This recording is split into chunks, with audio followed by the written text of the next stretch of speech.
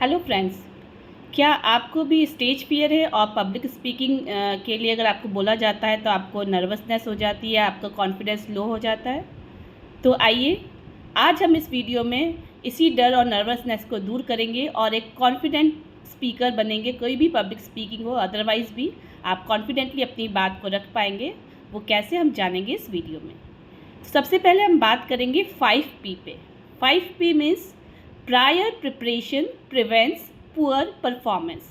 That means कि अगर आप अच्छे से किसी चीज़ के लिए प्रिपेयर्ड है तो आपकी परफॉर्मेंस पुअर होने से बच जाएगी। आप एक बहुत ही बेहतरीन परफॉर्मेंस देंगे अगर आपने अच्छे से अपना प्रिपरेशन किया हुआ है। तो सबसे पहले हम यहाँ पर बात करेंगे प्रिपरेशन की। जो भी आपको टॉपिक दिया गया है आपको उसको परफेक्टली प्रिपेयर्ड करना है। एक बार, दो बार, चार बार, पांच बार, आप जब तक उसमें कॉन्फिडेंट नहीं है कि मैं आप उसको अच्छे से पूरी तरीके से प्रेजेंट कर पाए, तब तक आपको उसकी प्रैक्टिस करनी है। प्रैक्टिस करने के लिए आप मिरर के सामने खड़े होकर कर सकते हैं या फिर अपने फैमिली मेम्बर्स के सामने उसको बोलकर दिखा सकते हैं और उनका फीडबैक ले सकते हैं कि आपको कहाँ आप अटक रहे हैं, कहाँ आप गलत बोल रहे हैं, कहाँ आपका बॉडी लैंग्वेज ठीक नहीं है। तो वो आपको हेल्प कर सकते हैं और आप वो अकॉर्डिंगली इम्प्रूव करके अपनी स्पीच को और बेटर बना सकते हैं। प्रैक्टिस करते समय आपको ये ध्यान देना है कि जिस जगह पर भी आप अटक रहे हैं, जहाँ भी आपको बोलने में प्रॉब्लम आ रही है, जो चीज़ आप बार बार भूल रहे हैं, उस चीज़ को, उस जगह पर या उस वर्ड को, ये पर्टिकुलर वर्ड है तो उसको आपको बार बार प्रैक्टिस करनी है। 10 बार, 20 बार, जितनी बार आपको लगे। कोई उसमें मैक्सिमम में मिनिमम लिमिट नहीं है। जब तक कि आपको ये ना लगे कि अब आप इस पर्टिकुलर चीज़ में एकदम परफेक्ट हो गए, कॉन्फिडेंट हो गए, तब तक आपको उसकी प्रैक्टिस करनी ही है अगर आपको एक सबसे बेस्ट और बेहतरीन परफॉर्मेंस देना है। तो सबसे पहले हमने बात की अपने प्रिपरेशन पे। दूसरा अब हम बात करेंगे कि जब भी आप कोई टॉपिक आपको बोलना है तो आपको क्या करना चाहिए। मान लीजिए कि आपको किसी स्टेज पे आपको जाना है, तो अगर पॉसिबल है तो आप एक बार उस जगह पर या उस स्टेज पर या जहाँ भी आपको बोलना है वो प्लेस को आप विज़िट कर लीजिए। अगर आप टाइम और सिचुएशन अलाउ करता है तो आपको एक बार वो जगह विज़िट करनी चाहिए। और कहाँ पर आप बोलेंगे, पोडियम है या कोई भी ऐसी जगह है, तो अगर माइक भी अवेलेबल है तो उसमें एक बार थोड़ा सा वहाँ पर बोलकर प्रैक्टिस करके भी देख लेनी चाहिए। इससे ये होगा कि आप उस जगह से फैमिलियर हो जाएंगे और जब आपको एक्चुअल परफॉर्मेंस देनी होगी तो आप वहाँ पर स्ट्रेंजर फील नहीं करते हैं। थर्ड, हमको ये करना है कि जब भी हम कुछ बोलना शुरू करें तो सबसे पहले हमें स्टेज पर जाने के पहले एक तो हमें अच्छे से पानी पी लेना है एंड देन डीप ब्रीदिंग करनी है। 3 बार, 4 बार जब भी आप डीप ब्रीथ करें and then go to the stage. तो this will help in reducing your nervousness. Fourth, आपको क्या करना है कि अब जब आप यहाँ स्टेज पर जाने के लिए तैयार हैं, अब आपका फेस टू फेस आपका इंटरेक्शन शुरू हो गया है, तो आपको क्या करना है, आई कांटेक्ट मेंटेन करना है ऑडियंस के साथ। कई लोग अपनी बॉडी लैंग्वेज पे ध्यान नहीं देते हैं, आई कांटेक्ट मेंटेन नहीं करते हैं, तो इससे पता चलता है कि वो कॉन्फिडेंट फील नहीं कर रहे हैं या नर्वस फील कर रहे हैं। तो जब भी आप स्टेज परफॉर्मेंस दें तो अपना आई कांटेक्ट ज़रूर मेंटेन करें। आई कांटेक्ट मेंटेन करने के लिए आपको क्या करना है कि हमारी ऑडियंस दोनों तरह की होती है। एक तो हमें जिनको देखकर लगता है कि वो हमें मोटिवेट कर रहे हैं, वो खुश हो रहे हैं हमारी स्पीच सुनकर, वो हमें अप्रिशिएट कर रहे हैं। बट वहीं कुछ लोग ऐसे भी होते हैं जिनके एक्सप्रेशन से ऐसा लगता है कि वो बोर हो रहे हैं, वो हमारी स्पीच को उन्हें पसंद नहीं आ रही है। तो ऐसे लोगों की तरफ आप आई कांटेक्ट मत कीजिए, because they are going to demotivate you. तो आप सिर्फ उन्हीं लोगों को देखिए जो आपको मोटिवेट कर रहे हैं, जो आप जिनके आई कांटेक्ट जिनके करने से आपको लग रहा है कि हाँ ये मुझे हेल्प करे, मुझे सपोर्ट करे, तो उनको देखकर आप बोलिए।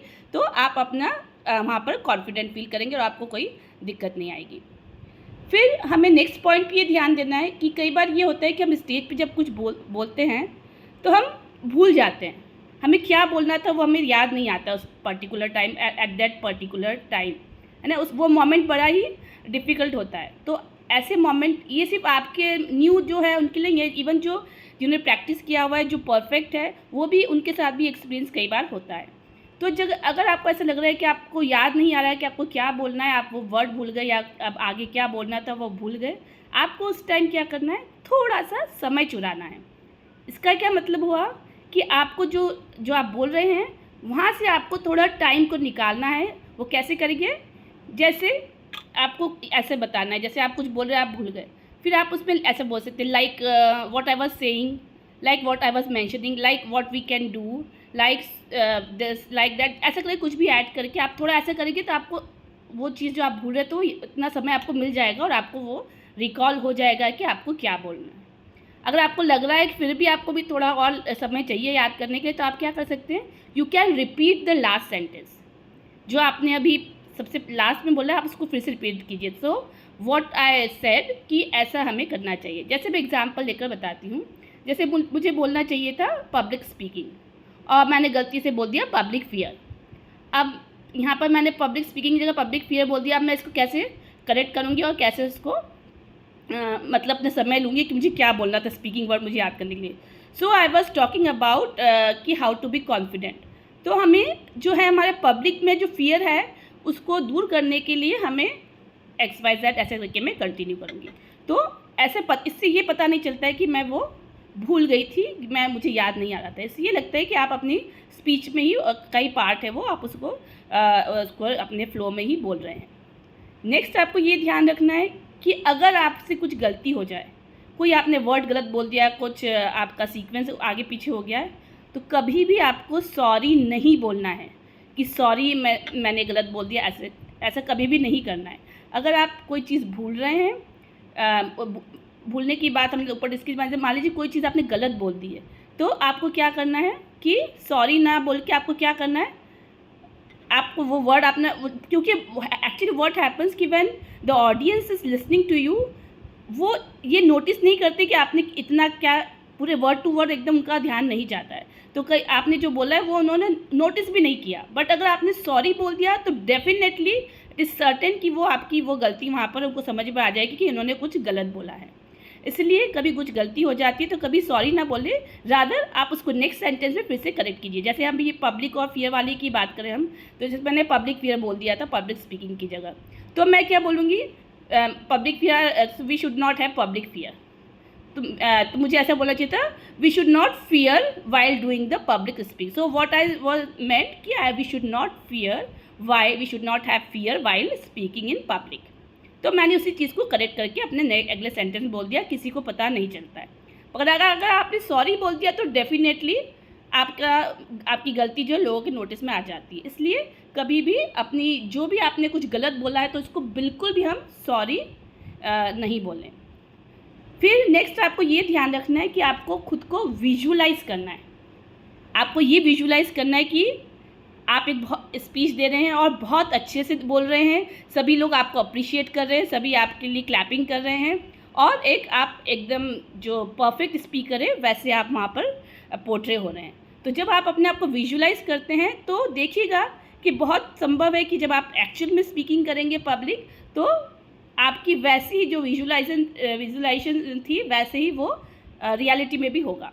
विजुलाइजेशन सिर्फ यहाँ के लिए नहीं है, visualisation is good for all the fields. आपका जो भी, मान लीजिए आपका करियर में जो भी गोल है, आप जो भी बनना चाहते हैं, आप जो भी करना चाहते हैं, आप जहाँ भी अपने आप को देखना चाहते हैं फ्यूचर में, आप उस चीज़ को विजुलाइज करें। आप देखिए, मान लीजिए कि कोई मोटिवेटिंग स्पीकर बनना चाहता है, तो वो बार बार उसको विजुलाइज करें कि वो बोल रहे हैं, सब लोग उनकी बात सुन रहे हैं, मोटिवेट हो रहे हैं, सब ध्यान दे रहे हैं, सब इंटरेस्ट ले रहे हैं, उनको काफ़ी अप्रिशिएशन मिल रहा है। तो जब आप इस तरीके से अपने आप को विजुलाइज करते हैं तो इट्स क्वाइट पॉसिबल कि आप जो चाहते हैं वो वैसे कि वैसे ही हो जाएगा। क्योंकि विजुलाइजेशन करने से क्या होता है कि हमारे एक्शंस भी अकॉर्डिंगली वर्क करने लगते हैं। तो जब आप विजुलाइज कुछ भी चीज़ जो आप हासिल करना चाहते हैं तो उसको विजुलाइज करना शुरू कीजिए और देखिए कि आप फ्यूचर में वो चीज़ आपको बहुत पॉसिबल है कि मिल ही जाएगा। नेक्स्ट आपको ये क्या करना है कि जब भी आप अपना कोई भी टॉपिक बोले, उसको आपको ऐसे बोलना है जैसे कि आपको स्टोरी फॉर्म में बोल रहे हैं। स्टोरी इन द सेंस की स्टोरी नहीं सुनानी है, मतलब जैसे हम कोई भी मूवी देखते हैं, कोई भी स्टोरी पढ़ते हैं तो उसका एक प्रॉपर बिगनिंग होता है, फिर बीच वाला पोर्शन होता है, फिर लास्ट में एंडिंग होती है। कोई भी चीज़ अगर हमने एब्रप्टली कहीं बीच में शुरू कर दिया तो सामने वाले को समझ में नहीं आएगा। क्योंकि कई बार क्या होता है कि हमें लगता है कि हमें समझ में आ गया है तो सामने वालों को भी वैसे ही वो समझ रहा है उसको, ऐसा नहीं होता है। सामने वाले को हमें पूरे राइट फ्रॉम द बिगनिंग उसको एक्सप्लेन करना पड़ता है। तो अपने टॉपिक को हमेशा ऑर्गेनाइज वे में आप रखिए, शुरू कीजिए ऐसे कि जहाँ से आप उसके बेसिक से लेकर एंड तक जहाँ भी आप समझाना चाह रहे हैं इस तरीके से समझाइए। तभी आपका टॉपिक जो है जो आप बोलना चाह रहे हैं वो लोगों को क्लैरिटी देगा, वो उसको उसी तरह से समझ पाएंगे जिस तरीके से आप उनको बोलकर समझाना चाह रहा है। लास्टली आपको क्या करना है कि अगर पॉसिबल हो, और मतलब कोशिश आपको 99% करनी ही चाहिए कि आपका जो भी स्पीच है उसमें हम कोई इंस्पायरिंग कोट से शुरू करें। कोई इंस्पायरिंग इंग्लिश कोट हो सकता है, या हिंदी की कुछ ऐसी लाइंस, कोई शायरी में कई बार ये प्रेरणा जो हमें देती है, इस प्रकार की शायरियाँ होती है, या कोई इंग्लिश में ऐसे इंस्पिरेशनल कोट्स होते हैं जिससे मतलब ऐसे कोट्स या ऐसी लाइंस पढ़कर हम एकदम से हमारा मोटिवेशन लेवल हाई हो जाता है। तो इसी तरीके से कोई कोटेशन आप चूज़ कीजिए, या कोई क्या कहते हैं, कोई शायरी का आपको लगता है, इंग्लिश हिंदी जो भी आपको कंफर्टेबल लगे वो उसको आप शुरुआत में आपके स्पीच में ऐड कर सकते हैं। इवन बीच में भी इसको इंक्लूड कर सकते हैं, और चाहे तो लास्ट में भी। बट ये ध्यान रखना है कि बहुत बार हमें इन चीज़ों का यूज़ नहीं करना है, otherwise it will reduce the impact of your speech. कि इनकी स्पीच में तो खाली शेर व शायरी और इंस्पिरेशनल लाइन्स ही है ना। तो we have to avoid doing this error.